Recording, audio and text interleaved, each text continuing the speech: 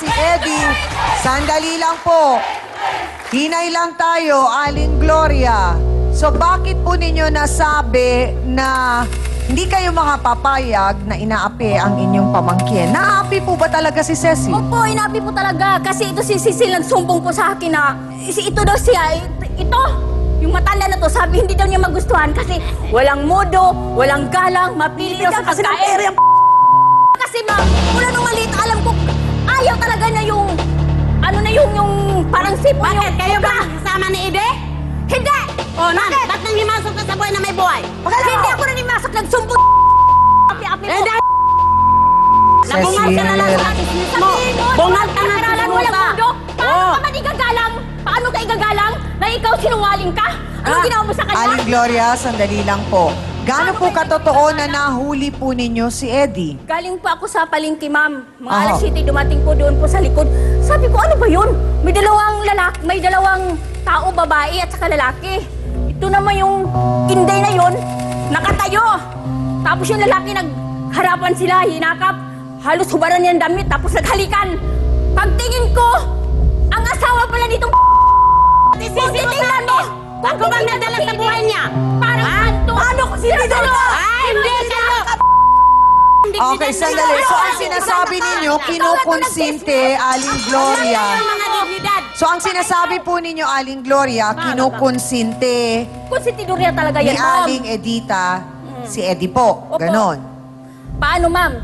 Alam niya na may asawa at may anak si Ede.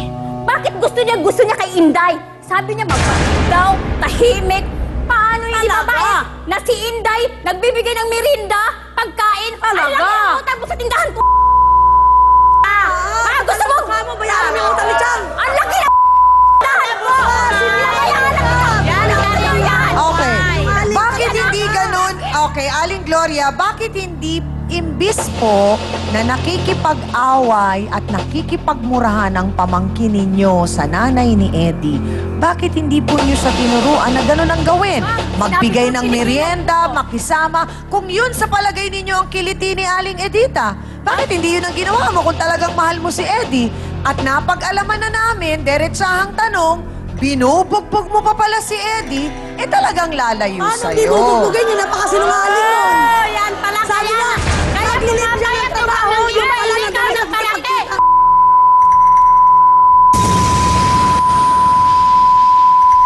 Kaya nga. Taguan ka! Kayong karapatan maghinanagal pa sa... Oo. Maniniwala ka Kung sa sa sinasabi inyo mo? pa ng balat ng Hindi ko kinakaya ang mga bulaklak na naririnig ko. Ang lutong, parang chicharon. Malaking katawan. Chicharong bulaklak ba ito, Hans? Penging ang suka muna dyan. May mga makikisaw-saw ba? Naku, Chang, yung ibang mga nanay dito, nagtatakip na ng mga tenga. Ano ang gusto niyo yung sabihin sa ating mga bisita? Sandali lang po, pare-parehas po tayong nanay, ano?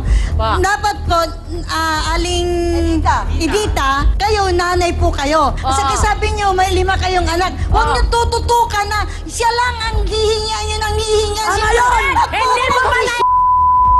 Hindi mo ba naiintindihan na wala rin yung mga anak ko? Hindi mo ba sa lahat natin? Huwag ka lang naman himasok nang hindi mo buhay. Pero, Sausawan ka man. kasinungalingan. Hindi mo alam ka. Panagdala. Kang mag-depende. Hello, bossing? Huwag kang umasa. Hello, bossing? Huwag kang umasa. Can I call a friend, bossing? Kasi pamilyado siya. Huwag yun, kinakampihan. Kinakampihan. Hindi ka mga Artistahin ka. Hindi nyo buhay. Kasi sinungaling ka pa. Sayang ang Time's up! Okay. Ito po, mamami. Ang sinasabi po ni nanay, wala Hindi daw ka kinakampihan. nanghimasok Kasi hindi mo alam ang punot dulo ng punot dulo nitong mga kaguluhan nito. Kaya mong magsasalita ka, dahan-dahan at lugar. Ayaw ka kaya wag ka masayod sa unsay hinungdan.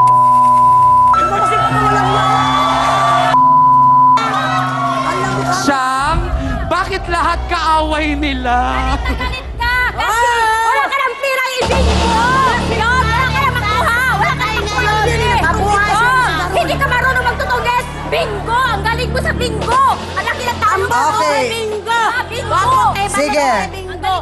Hintayin natin sila mapagod. Pengin muna akong pansit. Hintayin natin sila mapagod. Gutom na nga po eh. Oo. Ayos ba? Ayos pa rin. Attorney, yung pinupunto po nung ating kasawsawan doon sa puti ay parang sinasabi niya na itong ang si Nanay Edita ay hindi na dapat humihingi pa ng sustento o parang ano bang pwedeng tawagin doon. Pero kasi sa kultura natin, hindi ba talaga kahit paano pwede mong abot-abutan ng konti ang nanay at tatay mo kung nangangailangan ng tulong, hindi ba? May obligasyon pa po ba si Eddie kay Nanay Edita? Palibasa itong si Edita at saka si Eddie, hindi naman po mag-ina ito eh. Lumilitaw po rito ang relationship nila ay auntie ba ni Eddie? Auntie niya, si Edita. Eh hindi po yun ang isa sa mga relasyon na binabanggit ng ating batas upang magkaroon ng karapatan at obligasyon na magsuportahan ng bawat isa. Gayunpaman, palibasa ay nalaman din natin dito na si Eddie pala ay pinalaki. Opo, Ni pinalaki, Edita. pinaaral At po, pinaaral. inuhay. Siguro naman yung parang pagtanaw na lang ng utang na loob. Ngunit hindi pwedeng obligahin ni Edita Na magbigay na ng magbigay. 1,500 o 800. Salamat, Attorney Ben. At syempre po, ang sinasabi nga namin dito, Aling Edita, tayo po ay nag-uusap para nga po magkaintindihan kayo at hindi ho para magpalitan kayo ng mga masasakit pang salita o hindi rin po namin alam kung makakatulong po sa inyo na malabas nyo na lahat ng mga galit po ninyo. Pero ang sinasabi pong may problema din ay si Eddie po. Siya nga. At ako Sino naman kaya po, ang kanyang kakampihan sa dalawang babaeng parehas na mahalaga sa buhay niya? Pero ano ito? Bukod sa dalawa, meron pa siyang isang babae na bagong tinitibok ng puso niya. Alamin na natin yan mula mismo kay Eddie Gomez. Pasok!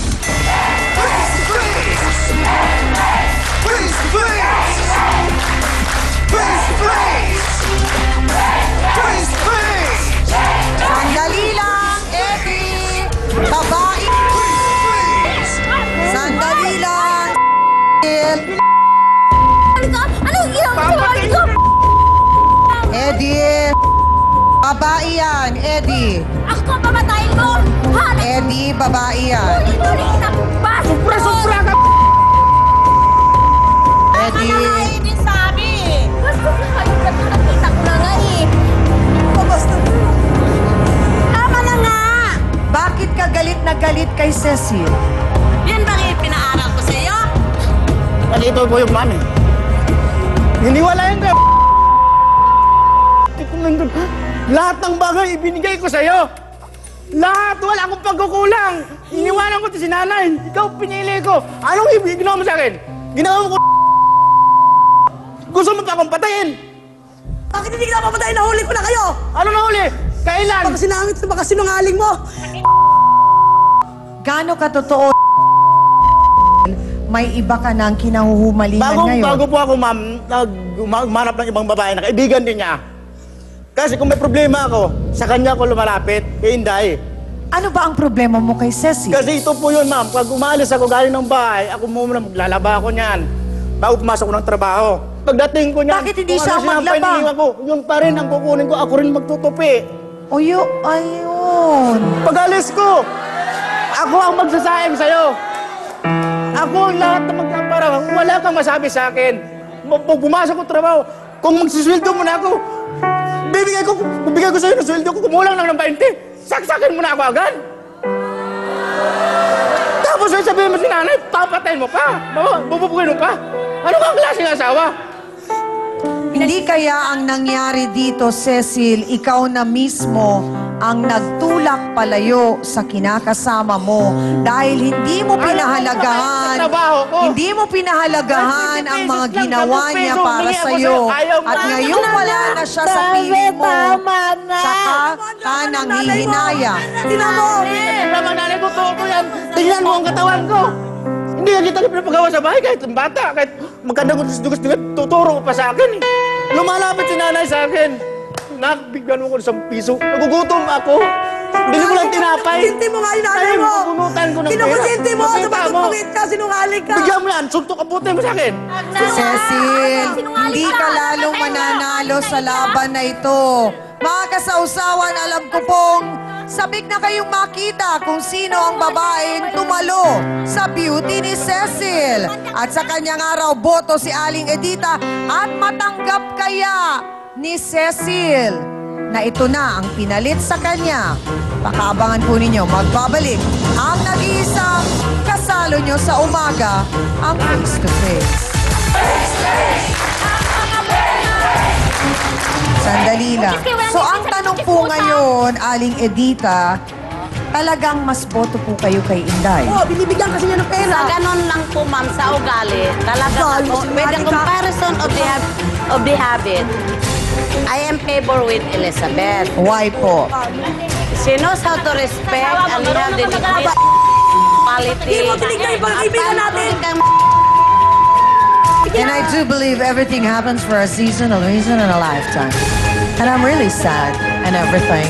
Miss Amy Perez would like to thank the following: Dr. Steve Mark Dan of GAOC Dental Clinic, Salon de Manila, Water College.